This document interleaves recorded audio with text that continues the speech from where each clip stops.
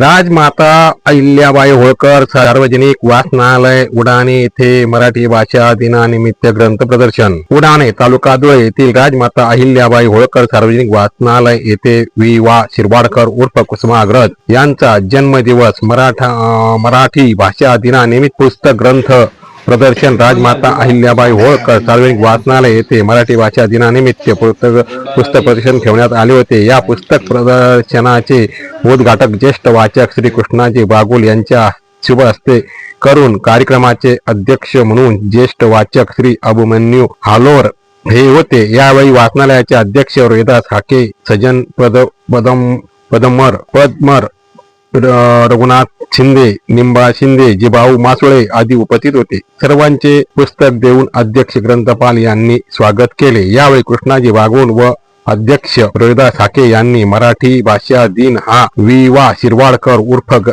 कुसुमाग्रज यांचा जन्मदिवस मुळे साजरा करण्यात येतो. कुसुमाग्रज यांच्या जीवनावर विचार व्यक्त केले. प्रास्ताविक ग्रंथपाल महेंद्र हाके यांनी केले तर आभार प्रदर्शन वाचनाचे संचालक संतोष बागुल यांनी मानले. ग्रंथालय कार्यक्रमासाठी वाचक विद्यार्थी उपस्थित होते. हे ग्रंथ प्रदर्शन दिवसभर ग्रामस्थ व वाचक वर्गासाठी खुले ठेवण्यात आल्याची माहिती अध्यक्ष रोहिदास हाके यांनी दिली.